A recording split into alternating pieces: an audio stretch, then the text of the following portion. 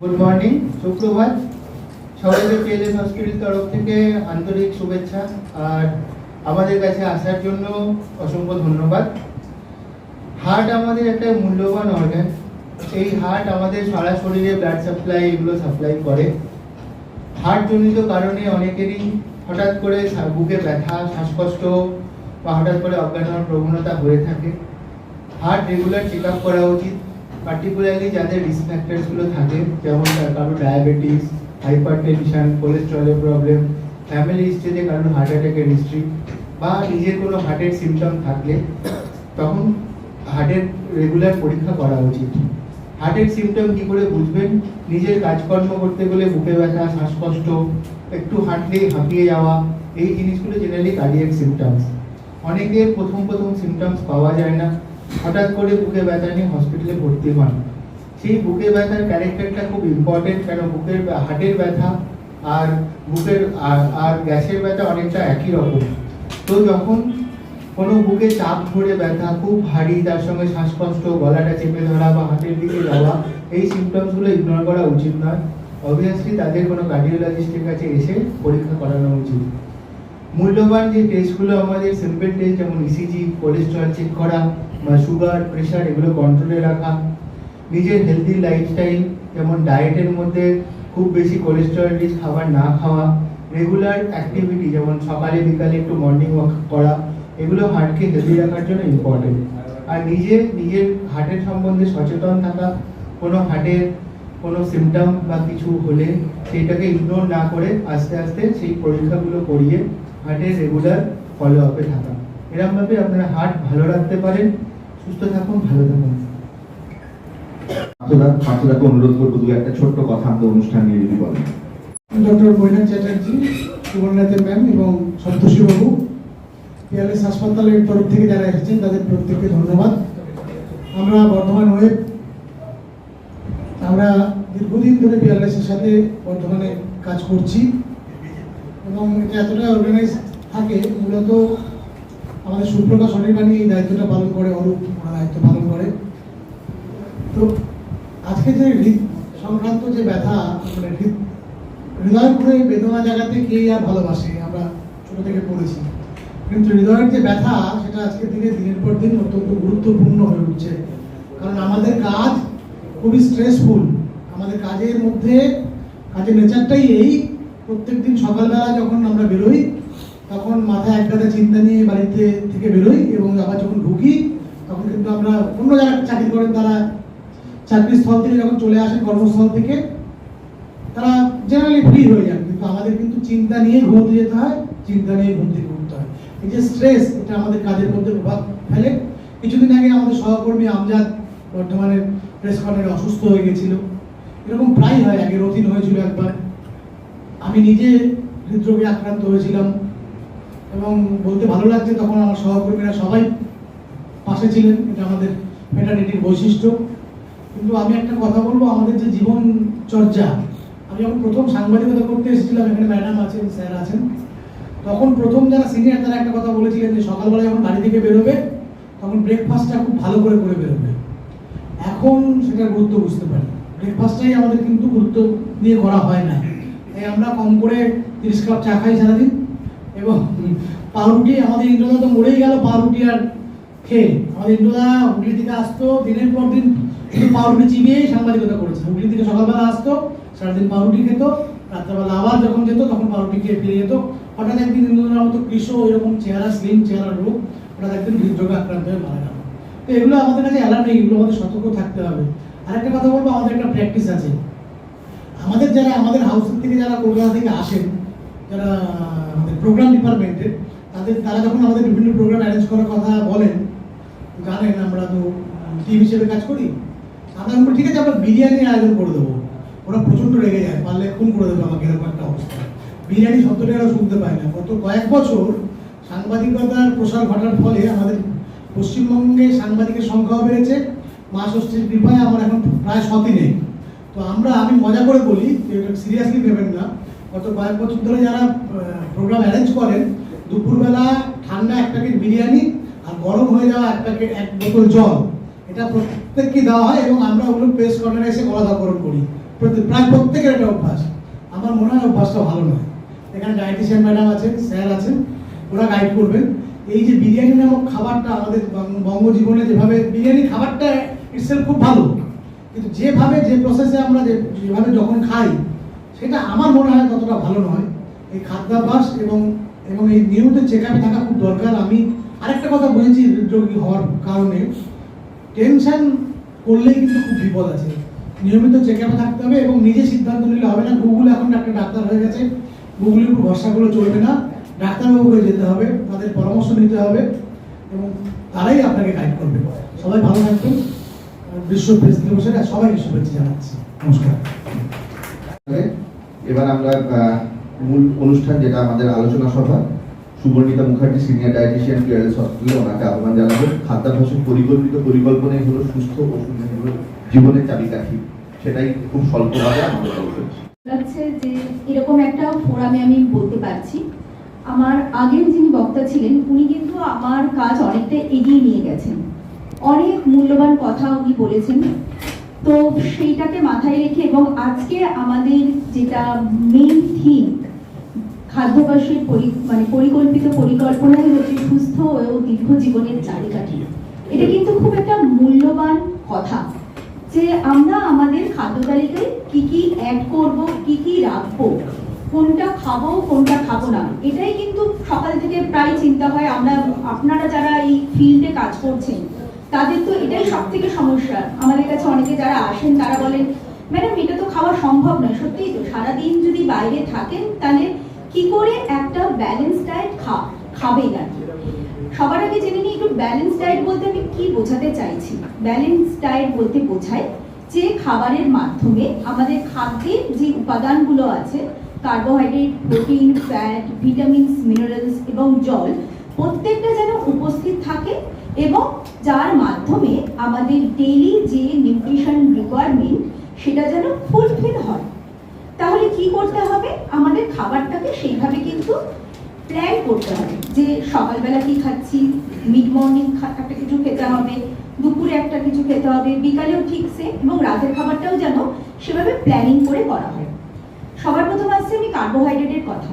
Carbohydrate বলতেই বোঝায়, এটা মোটামুটি আমরা সবাই জানি যে ভাত, রুটি, চিনি, মুড়ি, এগুলোকে সবাই কিন্তু আমরা কার্বোহাইড্রেট বলি।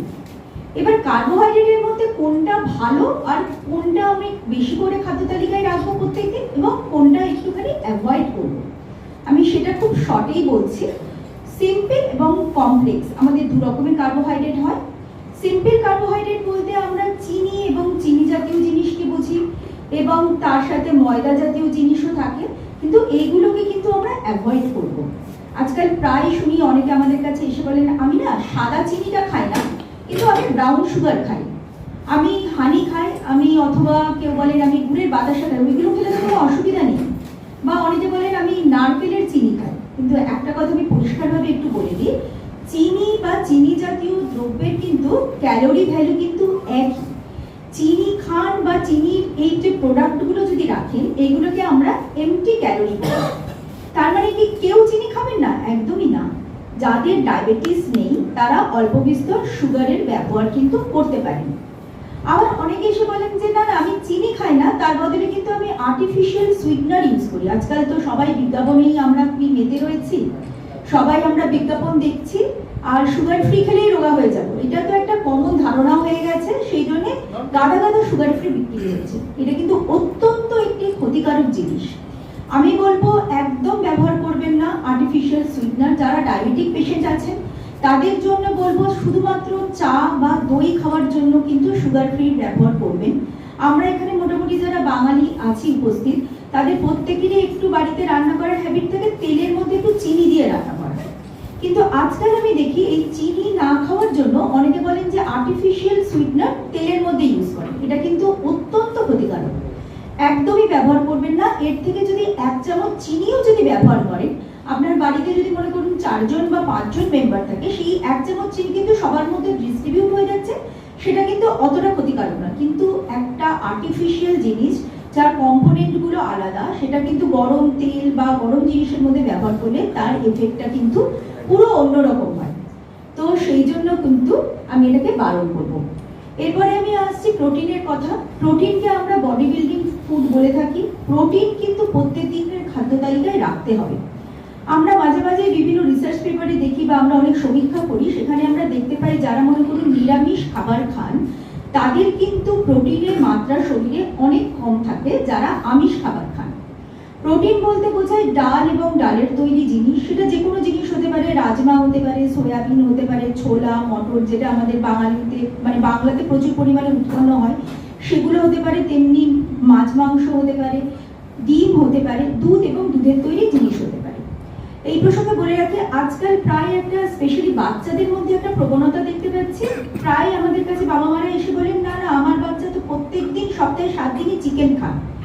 প্রত্যেকদিন চিকেন খাওয়াটাকে কিন্তু একদমই আমি ভালো হ্যাবিট বলবো না, বিকজ আজকাল যে চিকেনগুলো আমরা ইউজ করি বা খাই সেগুলো প্রত্যেকটা খুব তাড়াতাড়ি ওজন বাড়ানোর জন্য বিভিন্ন রকম ইনজেকশন সেগুলোর মধ্যে কিন্তু ইউজ করা হয়। যাই খাবেন না কেন সেটা কিন্তু পরিমিত পরিমাণে, সপ্তাহে 2 দিন বা 3 দিন চিকেন খাওয়া হোক। হ্যাঁ, অনেকে হয়তো মাছ খেতে পারেন না, মাছ খেলে অসুবিধা হয়, ঠিক আছে, সেখানে মাছ খাওয়ার দরকার নেই, কিন্তু তার পরিবর্তে তো ডাল এবং ডালের তৈরি জিনিস খাদ্য তালিকায় রাখা যেতে পারে। এবার আমি দুধের প্রসঙ্গে আসছি, যে অনেকেরই দুধ খেলে হয়তো অসুবিধা হয় এবং সেই সঙ্গে একটা প্রশ্ন আসে যে কিরকম ধরনের দুধ ব্যবহার করব।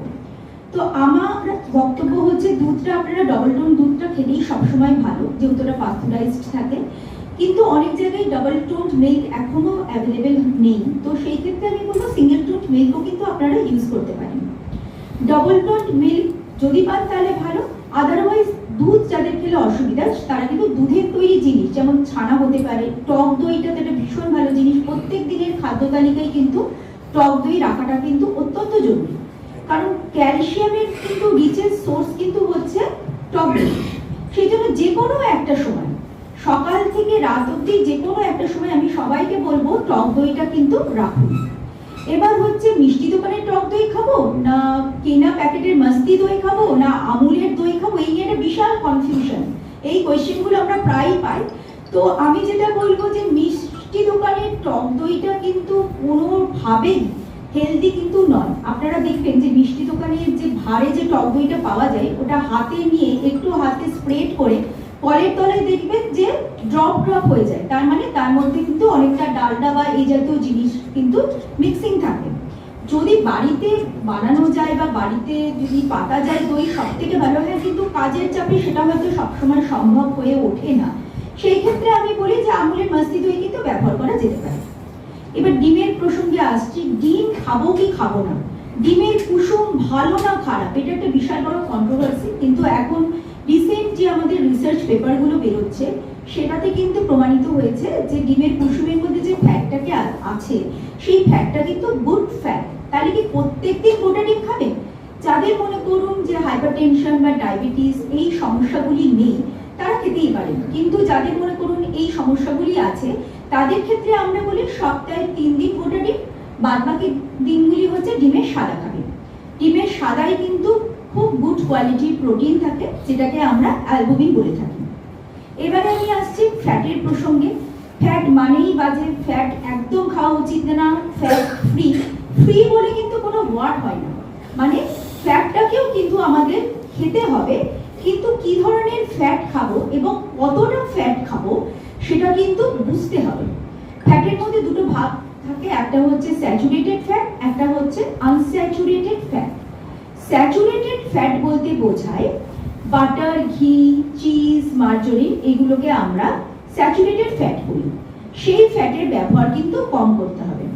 এখন প্রায় দেখি যে বিজ্ঞাপনে দেখাই যে লো কোলেস্ট্রল বাটার, মার্জরিন, এগুলো কিন্তু একদমই ভালো না, কারণ এর মধ্যে কিন্তু প্রচুর পরিমাণে ট্রান্স ফ্যাট থাকে যেটা কিন্তু আমাদের হার্টের জন্য একদমই ভালো না। এবার আমি আসছি তেলের প্রসঙ্গে। একটা প্রায় কমন প্রশ্ন যে কি ধরনের তেল ব্যবহার করব, মাস্টার অয়েল ইউজ করব কিনা, সোয়া অয়েল ইউজ করব কিনা। মাস্টার অয়েল ইউজ করতে পারেন, কিন্তু পরিমাণটা কিন্তু রেস্ট্রিক্টেড করতে হবে। দৈনন্দিন খাবারে তেলের ব্যবহার কিন্তু কম করতে হবে। অনেকে বলেন না না আমি তো বাইরের খাবার খাই না, আমি বাড়িতে কিন্তু ওই আলুর পকোড়া, পেঁয়াজি ভেজে বাড়িতে খাই, কিন্তু না, সেটাও তো তেলে আপনি ছাঁকা তেলে ভেজে খাচ্ছেন। হ্যাঁ, সেটা মনে করুন মাসে একদিন খেলে তার সেটা একটা অন্যরকম ব্যাপার, কিন্তু অনেকের বাড়িতেই দেখি যে ডালের সাথে একটা ভাজা খাওয়ার হ্যাবিট থাকে, তো সেটা কিন্তু রেগুলার হ্যাবিট করবেন না। সেটা কিন্তু সপ্তাহে একদিন হলো বা মাসে 2 দিন হলো, সেটা ঠিক আছে, কিন্তু রেগুলার নয়। এখন নতুন একটা ট্রেন্ড হয়েছে বাঙালিদের মধ্যেই আমি বেশি দেখতে পাচ্ছি, অলিভ অয়েলের ইউজিং। অলিভ অয়েল বাঙালি রান্নায় কিন্তু হয় না, কারণ অলিভ অয়েলের স্মোক পয়েন্ট কিন্তু ভীষণ কম। নর্মালি বাঙালি বাড়িতে কিন্তু ভেজে রান্না করার একটা প্রবণতা থাকে। যখনই অলিভ অয়েলকে হিট করা হয় ওটা কিন্তু ভেঙে যায় এবং তার মধ্যে একটা টক্সিসিটি তৈরি হয়। সেজন্য আমার সাজেশন থাকবে, একটা রান্না, মনে করুন মাছটা রান্না করা হলো সর্ষের তেলে, আর একটা অন্য সবজি রান্না করা হলো সাদা তেলে। আপনি মাস্টার্ড অয়েলও ইউজ করতে পারেন, সোয়া অয়েল ইউজ করতে পারেন, রাইস ব্র্যান্ড অয়েলও কিন্তু ইউজ করতে পারেন, অলিভ অয়েল কিন্তু নয়। অলিভ অয়েল শুধুমাত্র হচ্ছে ওয়েস্টার্ন, যারা মনে করুন বয়েলড অথবা হচ্ছে স্যালাড অথবা হচ্ছে ড্রেসিং এর জন্য কিন্তু ইউজ করা হয়। ভিটামিনস এবং মিনারেলস এর কথায়, ভিটামিনস এবং মিনারেলস এর সবথেকে ভালো সোর্স হচ্ছে ফ্রুটস অ্যান্ড ভেজিটেবল। প্রত্যেকের খাদ্য তালিকায় প্রত্যেকদিন একটা করে গোটা ফল রাখা কিন্তু উচিত। সেটা যে কোনো গোটা ফল কিন্তু হতে পারে, ফলের রস কিন্তু নয়। ফলের রস হয়তো খেতে ভালো লাগে, কিন্তু পুষ্টিগত দিক থেকে কিন্তু এর কিন্তু কোনো ভ্যালু নেই, কারণ গোটা ফলের মধ্যে যে ফাইবারটা থাকে, যখনই ফলের রস তৈরি করা হয় সেই ফাইবারটা কিন্তু বেরিয়ে যায়।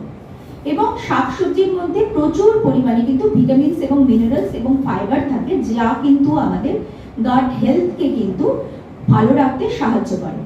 আজ থেকে কয়েক বছর আগে, মনে করুন আমি 2020 সালের কথা বলছি, আমাদের সবারই একটা ভয়াবহ অভিজ্ঞতা আছে কোভিডের। এই সময় একটা ওয়ার্ড ভীষণভাবে সবাই মুখে মুখে আমরা শুনছিলাম, সেটা হচ্ছে ইমিউনিটি। এই ইমিউনিটি বুস্ট করার জন্য তখন যে যেটা বলেছে সেটা কিন্তু করা হয়েছে। একটা সময় কিন্তু প্রত্যেকটা শহরে ভিটামিন সি ট্যাবলেট কিন্তু পাওয়া যায়নি, সব কিন্তু আনঅ্যাভেলেবেল হয়ে গেছিল। আমি এই প্রসঙ্গে একটা কথা সবাইকে বলতে চাই, ভিটামিন মিনারেলস যদি প্রত্যেক দিনের খাদ্য তালিকায় রাখা যায় তাহলেই কিন্তু ইমিউনিটি বুস্ট হয়। এই ইমিউনিটি বুস্টিং ব্যাপারটা কিন্তু কোনো ম্যাজিক নয় যে আমি সপ্তাহে 7 দিন একটা করে ট্যাবলেট খেলাম আমার ইমিউনিটি বুস্ট হয়ে গেল, সেটা কিন্তু নয়, সেটা কিন্তু বিল্ড করতে হয়। সেই জন্য খাদ্য তালিকায় ফল তো রাখবেন, চেষ্টা করবেন প্রত্যেক দিনের খাদ্য তালিকায় যেন একটু করে লেবু খাওয়া হয়, বা একটু আমলকি খাওয়া যেতে পারে, অথবা একটু পেয়ারা খাওয়া যেতে পারে, যেগুলোর মধ্যে ভিটামিন সি এর পরিমাণ অনেক বেশি থাকে, যা আমাদের ইমিউনিটিকে বুস্ট করতে হেল্প করে। এরপরে আমি আসছি জলের প্রসঙ্গে। কতটা জল খাবো, এটা তো খুব কমন কোয়েশ্চেন। তো 2 থেকে 2.5 litre, max to max 3 litre অবধি কিন্তু জল খেতে পারেন। কিন্তু অনেকে বলেন যে আমি 6 থেকে 7 লিটার জল খাই বা 8 লিটার জল খাই, অতটাও জল খাওয়ার কিন্তু কোনো দরকার নেই। কিন্তু যারা মনে করুন 2.5 থেকে 3 লিটারের নিচে জল খাচ্ছেন, তাদের কিন্তু জল খাওয়ার পরিমাণটা বাড়াতে হবে। কিন্তু জল বলতে কিন্তু আমি প্লেন জলের কথাই বলছি, সেখানে কিন্তু না আমি বলছি লেবুর চিনি দিয়ে শরবত, না আমি বলছি ফলের রসের কথা। অনেক সময় হচ্ছে আপনারা কিন্তু ডাবের জলও কিন্তু খেতে পারেন, কারণ ডাবের জলের মধ্যে প্রচুর পরিমাণে পটাশিয়াম থাকে, যা কিন্তু আমাদের শরীরের জন্য উপকারী। হ্যাঁ, এর প্রসঙ্গে আরেকটা কথা বলে রাখা ভালো, যাদের মনে করুন কিডনি ডিজিজের সমস্যা আছে তাদের জন্য কিন্তু ডাবের জলটা কিন্তু ততটাও কিন্তু দরকার নেই, এবং সেটা নির্ভর করবে তার ব্লাড প্যারামিটারস এর উপর। এরপরে আমি যে প্রসঙ্গে কথা বলবো সেটা হচ্ছে মানে আপনারা যারা ফিল্ডে কাজ করছেন তাদের এই অনিয়মিত খাদ্যাভ্যাস, যে সকালবেলা বেরিয়ে যাচ্ছেন, একটু আগে ওই দাদা আমার শুনছিলাম দাদার কাছে যে সকাল থেকে 30 কাপ চা এবং পাউরুটি, এটা কিন্তু আমরা কোনোভাবেই হেলদি ডায়েট বলছি না। সেই জন্য আপনাদের আমি বলবো যে ছোট ছোট টিফিন বক্স বাড়ি থেকে যেগুলো মনে করুন ক্যারি করা পসিবল, সেরকম ভাবে কিন্তু ব্যাগের মধ্যে রাখুন। যেমন মনে করুন একটু রোস্টেড ছোলা, যেগুলো মনে করুন বালিতে ভাজা ছোলা, এটা সব জায়গায় পাওয়া যায়, এটা মনে করুন একটু একটা ছোট বক্সের মধ্যে নিলেন, একটা গোটা ফল, একটা জলের বোতল, এগুলো কিন্তু ক্যারি করতে হবে। বা মনে করুন বাড়ি থেকে নর্মাল রুটি তরকারি, এটা তো মোটামুটি সবাই বাড়িতেই হয়, এটা নিয়ে যেতে পারে। একটা ছোট টক দইয়ের প্যাকেট বা একটা ডিম সেদ্ধ, সেটা কিন্তু রাখা যেতে পারে। এই হ্যাবিটটা কিন্তু গড়ে তুলতে হবে। এবং এখানে একটা প্রশ্ন আসে, খাবো কখন? আমরা তো সবসময় ছুটে বেড়াচ্ছি, নিশ্চয়ই আপনাদের কাজটা সত্যি মানে হ্যাটস অফ আপনাদের সবাইকে, রোদ জল ঝড় বৃষ্টি মাথায় করে সবসময় আপনারা ফিল্ডে আছেন, আমরা তো একটা জায়গায় অফিসে বসে কাজ করছি, একটা ছাদের তলায় আছি, কিন্তু আপনাদের সত্যি সাংঘাতিক কষ্ট। কিন্তু আপনারা যে কষ্টটা করবেন, শরীরটা যদি ভালো যদি না রাখেন তাহলে কি করে হবে? সেই জন্য আমি সবাইকে অনুরোধ করব, একটা টিফিন বক্স বা একটা লাঞ্চ বক্স একটা নিয়ে যাওয়ার চেষ্টা করুন, এবং অ্যাটলিস্ট টাইমটাকে নিজের মতো করে কিন্তু ম্যানেজ করুন। হ্যাঁ, সবসময় যদি আমি বলি এক্ষুনি যে আপনাদের যে 2 ঘন্টা অন্তর খেতে হবে, সেটা সত্যি আপনাদের পক্ষে পসিবল না, কিন্তু এরই মধ্যে টাইমটাকে ম্যানেজ করে কিন্তু খেতে হবে। ফিজিক্যাল অ্যাক্টিভিটির কথা এবার আসছে। ফিজিক্যাল অ্যাক্টিভিটিটাও কিন্তু খুব দরকার, সবাইয়ের জন্য দরকার। এই প্রসঙ্গে বলে রাখি, ফিজিক্যাল অ্যাক্টিভিটি মানে কিন্তু এক্ষুনি জিমে গিয়ে জিম করা নয়, নর্মাল ফিজিক্যাল অ্যাক্টিভিটি। হাঁটুন না, সকালে বিকেলে হাঁটুন, যে সময়টা পাচ্ছেন। হ্যাঁ, সবাই খুব ব্যস্ত জানি, 24 ঘন্টার মধ্যে অ্যাটলিস্ট 15 থেকে 20 মিনিট নিজেদের জন্য কিন্তু বের করতে হবে, নিজেকে ভালো রাখার জন্য কিন্তু বের করতে হবে। এই জায়গায় এসেছি যে স্কুলের যে পিটি ক্লাস হতো, নর্মাল পিটি ক্লাস, সেগুলো তো কম বিস্তর সবাইরই মনে আছে, সেগুলোই বাড়িতে করুন।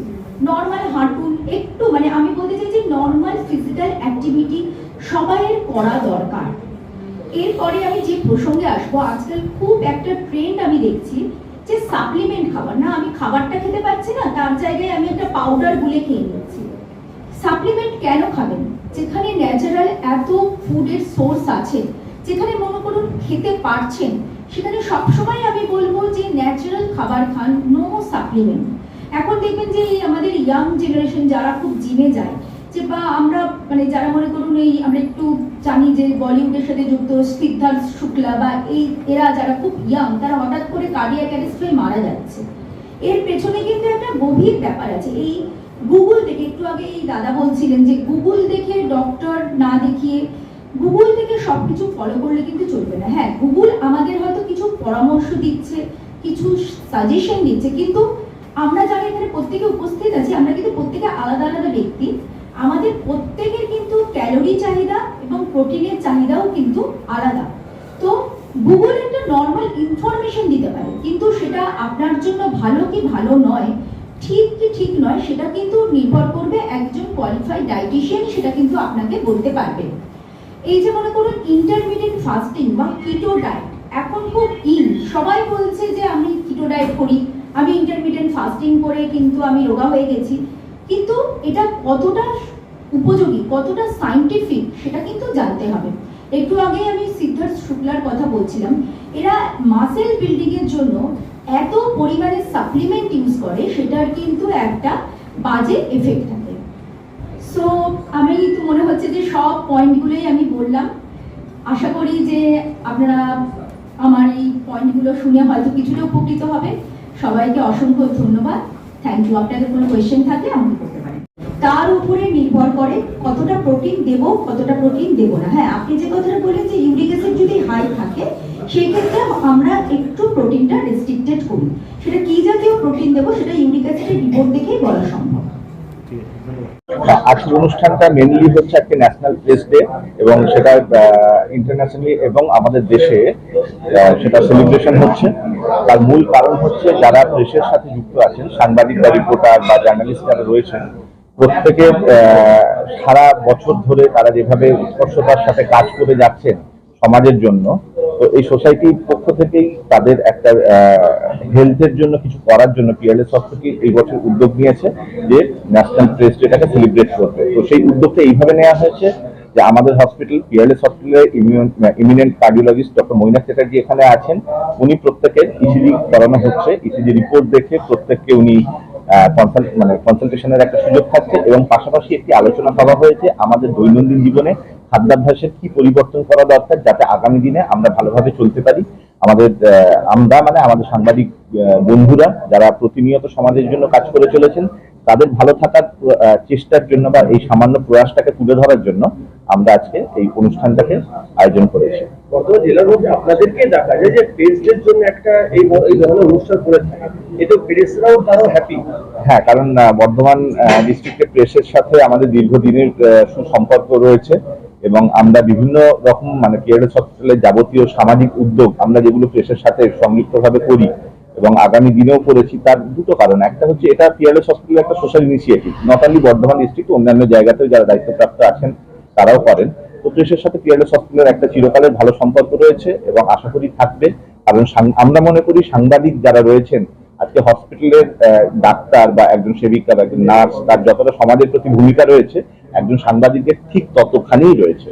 তো সুতরাং পিয়ারলেস হসপিটাল সবসময় ডাক্তারদের সাংবাদিকদের পাশে আছেন, এইভাবে তাদের স্বাস্থ্যের খোঁজ রাখা যতটা করা যায় এই আর কি। মূলত সাংবাদিকদের জন্য একটা দেখা গেল ইসিজি যে আছেন উনি ইসিজি রিপোর্ট গুলোকে দেখবেন, কারণ সবসময় তো রেগুলার হেলথ চেক আপ করা হয়ে ওঠে না। আমরা যতই অ্যাওয়ারনেস করি বা অ্যাওয়ার হই, সেখান থেকে সমস্যা হয় কি, মানে ওই সময়ের অভাব। তো আজকে সবাই যেহেতু একটা মঞ্চ পাওয়া গেছে একত্রিত হয়ে একসাথে অনুষ্ঠানটা করার, তো সেখানে এসে যদি কিছু তার কারোর মানে পজিটিভ কিছু কাজে লাগে, একটা ইসিজি হচ্ছে এবং তার স্ক্রিনিংটাও হয়ে যাচ্ছে, যে দেখে নেওয়া যে হার্টের কন্ডিশনটা ঠিক আছে কিনা, এবং ওনাকেও পাওয়া গেছে, ওনার মূল্যবান সময় উনি এখানে আমাদের দিয়েছেন, তাতে মানে টোটালটাই ফ্রি অফ কস্টে হচ্ছে, সেখানে ওনার কনসালটেশনেরও একটা সুযোগ থাকছে। পাশাপাশি শুভমিতাদি রয়েছেন ডায়েটিশিয়ান, যদি কারোর কিছু মানে ফুড হ্যাবিটের চেঞ্জেস বা কোনো কিছু লাইফস্টাইল মডিফিকেশনের দরকার হয় তাহলে সেটারও একটা সুযোগ থাকছে। বছরে একটা দিন সাংবাদিকদের জন্য চিন্তা ভাবনা নেই, 12 মাস সাংবাদিকদের কোনো না কোনো একটা সমস্যা লেগে থাকে, সেই সময় কোনো হসপিটালে গেলে সেই সুযোগ সুবিধা পাওয়া আছে। আমরা পিয়ারলেস হসপিটাল থেকে এর আগেই, আপনি যেটা খুব ভালো প্রশ্ন করেছেন, এর আগে আমরা একটা হেলথ কার্ড ইস্যু করেছিলাম, সেখানে পিয়ারলেস হসপিটাল থেকে হেলথ কার্ডটা এখনো আছে প্রেসের জন্য, আমি দেখাতেও পারি। তো ওই কার্ডটা নিয়ে গেলে আমরা ওপিডি তে কনসালটেশনে একটা নির্দিষ্ট ফিজ, যেটা হসপিটালের ফিজ তার থেকে অনেকটাই কম একটা নির্দিষ্ট ফিজ রয়েছে, এবং সাংবাদিকরা যদি ওই কার্ডটা ক্যারি করে পিয়ারলেস হসপিটালে যান সেক্ষেত্রে ওপিডি ডায়াগনস্টিকের ক্ষেত্রে একটা ডিসকাউন্ট, এবং আইপিডিতে অনেকেরই মেডিক্লেম থাকে না, ক্যাশ পয়সা ট্রিটমেন্ট করতে হয়, মানে সেই সাংবাদিক এবং তার বাড়ির লোক যদি ওই কার্ডটা ক্যারি করে যায়, নিয়ে যায় সাথে করে, তাহলে সেখানেও একটা ডিসকাউন্ট পাওয়া যায়, এবং সেটা অনেকটাই। সেটা শুধু না না না সেটা শুধুমাত্র সাংবাদিক, এবং কার্ডটা আমরা প্রেস ক্লাবকে দিয়েওছি এর আগে একটা অনুষ্ঠানে। আমরা তো এখনো পাইনি। হ্যাঁ, অনেকের কাছে হয়তো পৌঁছানো যায়নি, কারণ একটু আগে পার্সেলে বলছি যে প্রায় 300 মেম্বার, তো বাকি যারা আছেন আমরা চেষ্টা করবো প্রত্যেকে পৌঁছে দেওয়ার ওই হেলথ কার্ডের ফেসিলিটিটা। আপনার নাম? সপ্তর্ষি ঘোষ। কি কি কর্মসূচি দেওয়া হলো? নমস্কার, আজকে ন্যাশনাল প্রেস ডে। প্রথমত আপনাদের আন্তরিক শুভেচ্ছা। প্রেসের একটা বড় ভূমিকা আমাদের সোসাইটির কাছে, মূলত শুধু খবর নয়, তাদের মধ্যে অ্যাওয়ারনেস প্রোগ্রামগুলো তুলে ধরা, তাদের মধ্যে কিছু কিছু হেলথ রিলেটেড টপিকস, যেমন তাদের নর্মাল ডায়েট কেমন হওয়া উচিত, তাদের লাইফ স্টাইল কেমন হওয়া উচিত, তাদের স্ট্রেস রিলিভিং কিছু কিছু কমেন্টস পাঠানো। এই জন্য প্রেস একটা সোসাইটির প্রতি খুব বড় মূল্যবান গুরুত্বপূর্ণ একটা স্তম্ভ। তো এই ন্যাশনাল প্রেস ডেতে তাদের একটা শুভেচ্ছা জানানো। 2 নম্বর হচ্ছে তাদের একটা হেলথের ব্যাপারে একটা স্ক্রিনিং পরীক্ষা করা, যে তারা তো সকালে উঠে এতটাই যে ছোটাছুটি করেন, তাদের খাওয়া দাওয়ার একটা প্যাটার্ন অনেকটাই আমাদের মানুষের থেকে আলাদা।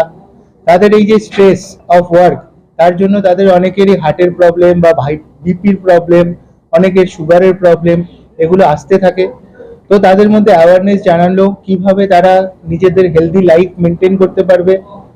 স্ট্রেস তো মানুষের থাকবে, কিন্তু স্ট্রেস থেকেও তারা কিভাবে নিজেদের ভালো রাখতে পারেন, আর কোনো অ্যাকিউট এমার্জেন্সি বা কিছু হলে কিভাবে আমাদের কাছে পৌঁছানো যায়, বা অ্যাকিউট এমার্জেন্সি হলে কিভাবে নিজেদের প্রোটেক্ট করবেন, সেই জন্যই আজকে এই অ্যাওয়ারনেস প্রোগ্রাম করা উইথ স্ক্রিনিং ক্যাম্প, যেখানে প্রেসের যতজন মেম্বার আছেন, যতজন আসতে পারছেন, তাদের একটা স্ক্রিনিং করা, হার্টের একটা চেক আপ করানো, কেননা তাদের একটা মূল্যবান সময় তাদের সামনে আছে, আর তাদের আমাদের সমাজের প্রতি অনেকটাই গুরুত্ববান রোল আছে, যেখানে আমরা হার্টের অনেক কিছু দেখতে পারি, হার্টের রিদম দেখতে পারি, হার্টের কোনো অ্যাকিউট অ্যাবনর্মালিটি আছে কিনা সেটা দেখতে পারি। অনেক সময় হয়, আমরা দেখেছি যে হয়তো কোনোদিন আগে বুকে ব্যথা হয়েছিল, গ্যাসের ব্যথা বলে ইগনোর করে গেলেন, তারপরে দেখছেন তাদের আস্তে আস্তে হার্টের সিমটমস গুলো শুরু হলো। মূলত ইয়াং জেনারেশন, ডায়াবেটিক পেশেন্ট এবং এল্ডারলি, মানে মোর দ্যান 60 ইয়ার্সে পাওয়া যায়। তো বেসিক একটা ইসিজি করে আমরা হার্টের অনেকটা মূল্যবান তাদের ফাংশনের একটা হার্টের ফাংশন কেমন কতটা হতে পারে, সাইলেন্ট কিছু হার্টের প্রবলেম নিয়ে প্রেজেন্ট করে। এই মূল্যবান ছোট্ট একটা ইসিজি টেস্ট করে আমরা অনেক কিছু হার্টের ধরতে পারি, আর ভবিষ্যতে তাদের যে প্রবলেমগুলো হতে পারে বা কি কি তারা খেয়াল রাখবেন, সেই নিয়ে আমরা অনেকটাই তাদের সাজেস্ট করতে পারি। স্যার আপনার নাম? আমার নাম ডক্টর মৈনাক চ্যাটার্জি। এটা হচ্ছে মানুষ কি খাবে আর কি খাবে না সেই নিয়ে যদি একটু বার্তা দেন। হ্যাঁ, সবার আগে তো আমি বিশ্ব প্রেস দিবসে আপনাদের সবাইকে শুভেচ্ছা জানাচ্ছি। এটা খুব দারুণ একটা কোয়েশ্চেন করেছেন যে কি খাবেন আর কি খাবেন না, কারণ আজকের দিনে আমরা সত্যিই বিভ্রান্ত। গুগল দেখছি, টিভিতে বিভিন্ন রকম বিজ্ঞাপন দেখছি, তারই মাঝখানে আমি আমার যখন বলছিলাম, আলোচনা সভা শুরু করেছিলাম, ব্যালেন্স ডায়েটের কথা বলেছিলাম। সেটাই আমি বলবো যে আপনাদের প্রত্যেকে আপনারা ব্যালেন্স ডায়েট ফলো করুন, কোনো গিমিক, কোনো বিজ্ঞাপন সেদিকে ঝুঁকবেন না। এবং আপনাদের মাধ্যমে আমি সবার কাছে একটা মেসেজ দিতে চাই, আজকাল আমরা বড় বেশি গুগল নির্ভর এবং এখন বলতে পারি অনেক এআই টুলের ওপরে নির্ভরশীলতা বাড়িয়ে তুলেছি।